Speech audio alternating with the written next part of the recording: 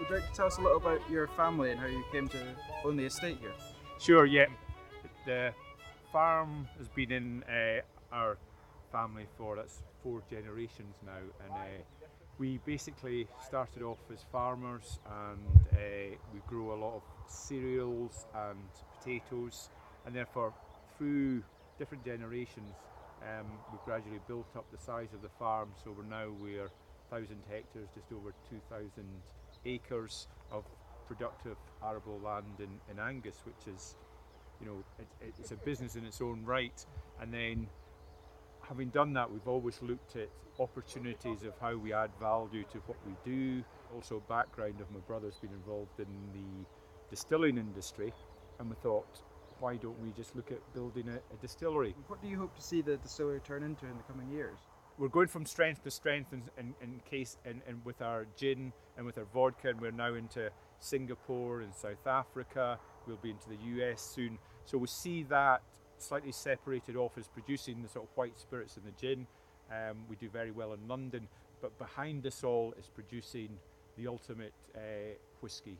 So single malt whiskey. We're looking to produce the best whiskey there is. So would you be able to walk me through the process of how you go from grain to spirit? We started the process of milling the malt, and then doing the mashing for the conversion of the sugars from starch into a fermentable sugar.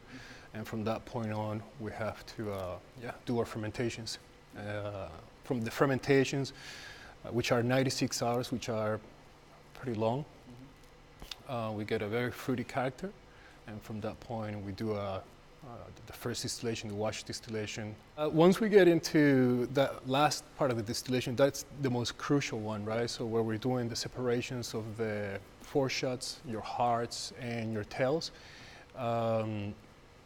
And because we're a semi-automatic distillery, we tend to use a lot of our senses to actually determine where the cuts are.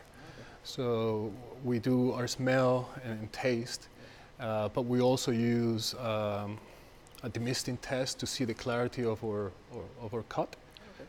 So if it's cloudy, we're still on 4 shots. Once the spirit goes clear, then that's the purest that you can have it, and then you take it. You start getting a very almondy or a very like nutty character, and that's where you want to be the judge on where to actually do the last cut. And that also determines your yield, if you're going to have a large yield or a shorter yield. But we're looking for a more expressive sort of malt. So we're looking for a more fruity and very floral kind of character, because our fermentations are long for that reason. Now, the final thing that determines your flavor will be these guys, the barrels. So is the first cask that you filled somewhere in this area? I believe it is. When will that one be ready? Will probably be ready in another 8 years, so touching 12. Moving forward, we will have our single malt, which is a lot of that's in barrels, and that will technically be whiskey this year. It will hit the 3-year 1-day mark, which is the rules before you can call a new make a whiskey. However, we won't be releasing it at that age. I assume it will be something further down the line, maybe somewhere in the 12 to 15 mark. So 2 more years left to go, but yeah, no, it's very, very exciting times. And again, with whiskey, replicating that field to bottle story, which is very rare again in whiskey. And that's the thing about Arbikie. We're a very proud Scottish and Angus business, and we want to create an international drinks company based in this country and really capturing the wonderful Scottish and Angus lager that we have here. Finally, I know I've got about 10 years to wait, but Sure. Can you give me any hints about the flavour profile you're aiming for this single malt? Well, that's going to be the interesting thing, because no one's actually really, in modern times, no one's actually made a whiskey in this region, so we're a little bit finger in the air in terms of what it would look like. Our hunches is a number of things.